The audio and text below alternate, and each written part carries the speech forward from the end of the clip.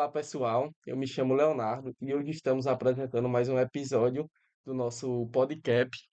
Eu me chamo Carmen e hoje trouxemos um convidado muito especial, um dos mais jovens vereadores do estado da Bahia, o nosso convidado, Jorge. É um prazer estar aqui participando desse podcast, primeira vez que eu sou aqui convidado, e estou muito feliz de estar participando dessa entrevista que eu tenho certeza que vai ser ótima, principalmente para a população e com certeza a classe da gente que é a juventude. E bom, Jorge, está tudo bem, está confortável? Sim, tá tranquilo. Então vamos para o nosso bate.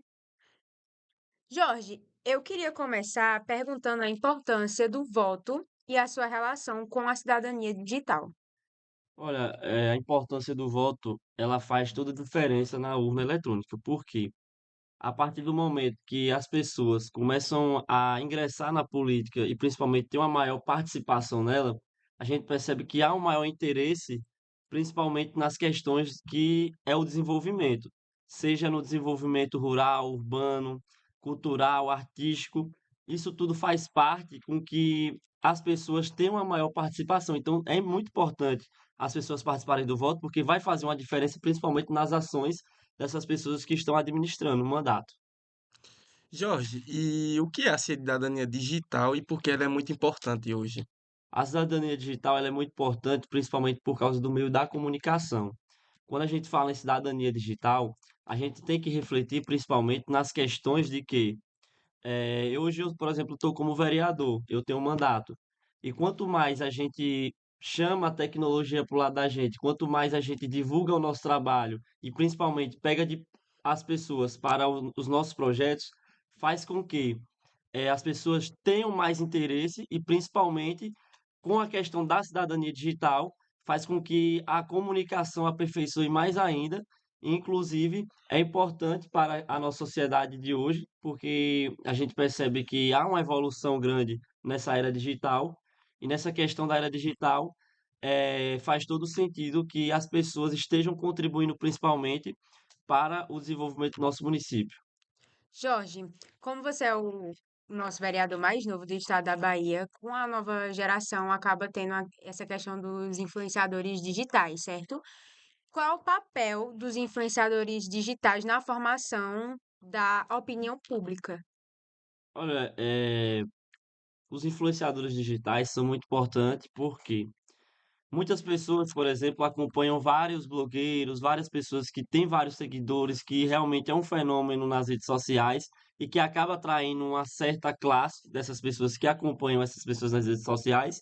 E se esses influencers digitais estão, por exemplo, divulgando certas coisas ou estão participando também de coisas que é do interesse da população, isso reflete principalmente, né, em como as pessoas vão se comunicar umas com as outras. Então, os influencers digitais são muito importantes porque várias pessoas só acompanham aquilo o que um influencer ele tem a dizer ou a demonstrar nas suas redes sociais. Muita gente não vê rádio, muita gente não quer ver TV, simplesmente muitas pessoas também não acompanham as redes sociais de algum administrador público. Então, essa é muito importante com que os influencers digitais também tenham essa participação no interesse público. Jorge, como a desinformação e os algoritmos afetam o nosso processo eleitoral? Então, a desinformação ela é um ponto crucial em termos eleitorais. Por quê?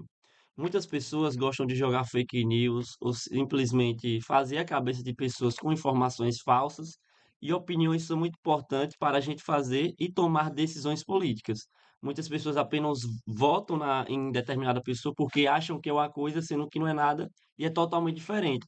Então, muitas pessoas hoje estão atreladas e principalmente alinhadas a fake news em sites, em redes sociais, em jornais, enfim. E a desinformação faz com que a questão política do nosso país tenha um retrocesso muito grande.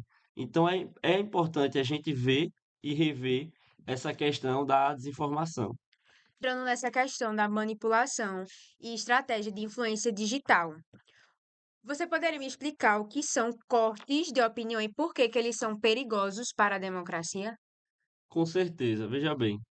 A gente, por exemplo, pode ter uma influência digital na nossa localidade, uma cidade, enfim, qualquer lugar que seja, e essa pessoa tem um grande número de seguidores, de pessoas que acompanham essas redes sociais dessa pessoa. E a opinião dessa pessoa pode influenciar bastante na cabeça dessas pessoas que acompanham justamente essa pessoa nas redes sociais. E, por exemplo, digamos que determinada pessoa está fazendo um bem à população, está fazendo uma boa ação, mas por coisas pessoais, essa pessoa, influência digital, pode falar mal dessa pessoa, e aí as outras pessoas que também seguem ela vão acabar tendo a mesma ideia. Então, isso é muito ruim para a democracia da gente, porque faz com que você não tenha sua própria opinião e faz com que a gente tenha um retrocesso nessa questão. Então, é importante que a gente tenha mais conhecimento, a gente pesquise por sites de confiáveis, a gente procure saber as informações realmente se é verdadeiro ou não, porque isso tudo vai fazer toda a diferença. E você acha que casos como o de Pablo Marçal mostram um novo tipo de campanha política? O que isso revela? Bom, na minha opinião, se uma pessoa ela tenta chegar mais perto das pessoas ou então ela quer se tornar uma influência, eu acho que a gente tem que começar através de ações, atitudes, ou seja, começar a falar de ações, o que é que deve ser feita, mas não utilizar um marketing para coisas promover como se fosse uma influência digital. As pessoas não querem saber se uma pessoa quer simplesmente falar de fulano ou de belcano, não. O que as pessoas querem é realmente que determinado administrador mostre ações e que, através dessas ações, busque soluções. Na minha opinião, no meu ver, como o Pablo Marçal foi citado, eu não gosto de fazer esse tipo de ação e principalmente esse tipo de atitude nas redes sociais. Por quê? As pessoas hoje são bastante carentes, as pessoas hoje não são bem assistidas, e é importante que a gente tenha essa ação. Então, tipo, muita gente até me pergunta: "Ah, por que que você não entra mais nas redes sociais para falar mal de algum político A ou B ou C?". Por que não? A política simplesmente que eu falo é uma política mais de políticas públicas, de ações, fazer com que traga principalmente uma solução, e nessa solução a gente possa não uma solução demorada, mas uma solução logo em breve. Então, tipo, eu não gosto de atacar certas pessoas, eu acho que a política ela tem que ser feita com sinceridade, principalmente com as coisas tiradas do papel. E como é que a gente pode estimular o voto consciente entre os jovens? Bom, é uma boa pergunta. Por exemplo, muitas pessoas hoje, elas só querem votar por amor político, amor partidário, principalmente por questões ideológicas. Isso afeta bastante o desenvolvimento no nosso município, no estado, até no nosso país. E bom, na minha opinião, as pessoas elas têm que começar a ver realmente o que é que a pessoa pensa, o que é que ela pensa para melhorar as políticas públicas, se ela tem projetos importantes, principalmente para a juventude. Nós jovens que estamos em faculdades, escolas, a gente realmente vive numa bolha e a gente não tem tantas opiniões diferentes como os adultos têm. A nossa realidade é totalmente diferente de uma pessoa de 30, 40, 50 anos, na qual já é uma pessoa bastante vivida, e a gente que tem uma bolha, a gente só recebe, recebe, recebe a opinião, mas a gente não tem as ferramentas certas para que a gente busque realmente algo que é necessário, algo que permita a gente ver aquilo que é verdadeiro e com que a gente se identifique. E o que significa uma informação confiável agora em tempos de fake news? É importante a gente ressaltar as questões, principalmente como você falou da fake news. Se você hoje vai entrar no Facebook, no Instagram, no WhatsApp, no YouTube, seja qualquer rede social, o que mais aparece é fake news. Hoje a gente não dá para confiar em quase nada. Até em alguns sites a gente percebe uma quantidade enorme de fake news.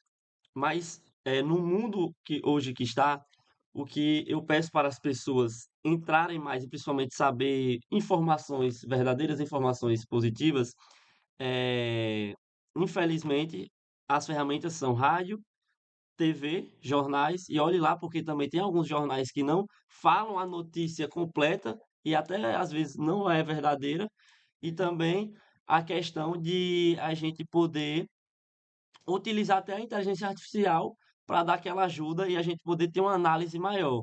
Mas o que eu não vou deixar aqui de colocar para as pessoas sempre consultarem é a questão dos livros, porque se você vai, por exemplo, numa biblioteca e você começa a entrar mais no mundo da leitura, você vai perceber que você vai entrar num mundo totalmente diferente E com esse mundo totalmente diferente, vai vir a questão do conhecimento, que aí você vai abrir uma mente e já vai vir uma outra questão e uma outra percepção. E de que forma você, como vereador, pode ajudar a combater a manipulação jurídica? Bom, acho que a principal Manipulação jurídica não, uma manipulação política, na verdade. manipulação política. Bom, na minha opinião, o que é que a gente tem que fazer? Eu, vereador, hoje eu estou como parlamentar, mas é claro que apenas os parlamentares não têm como fazer um papel sozinho, é preciso também da ajuda do executivo. Então, o que é que a gente deveria fazer?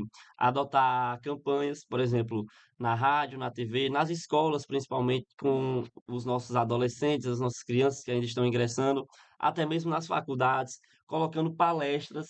Então, é dessa forma que a gente vai fazer com que haja essa mudança e essa mudança de ideias e opiniões. Eh, que medidas podem ser tomadas para fortalecer o debate plural e transparente nas redes sociais? Espera, não captei direito, não. Repete aí. Quais medidas elas podem ser tomadas para fortalecer o debate plural, e transparente nas redes sociais? Bom, então, muitas autoridades ainda não deixam claro sobre a questão de transparência e também a questão de pluralidade. A gente sabe que hoje a gente vive num país totalmente democrático, mas ainda há muito que se melhorar e também, eu não vejo essa democracia total 100%. Ainda há muita coisa para se aliar, principalmente na justiça. Eu faço o curso de direito e o curso de direito está me ajudando realmente bastante, principalmente no legislativo na qual eu trabalho. Mas, a transparência, ela vem de você falando as suas ações, o que é que você tem fazendo, quais os projetos que você está colocando, quais os projetos que você está aprovando. As pessoas têm que começar a ter uma maior percepção e principalmente receber informações, porque se você pega as ferramentas de informações, não são tão abrangentes. E é muito difícil as pessoas quererem se informar e ir até lá, até mesmo porque uma coisa não está puxando totalmente uma coisa para outra. E na Câmara Municipal mesmo, lá em Uauá, por exemplo, a gente tem redes sociais que são transmitidas como o YouTube, o Instagram, a rádio, mas ainda não é tão abrangente. E muitas pessoas até mesmo não sabem nem quais ações que as autoridades estão fazendo.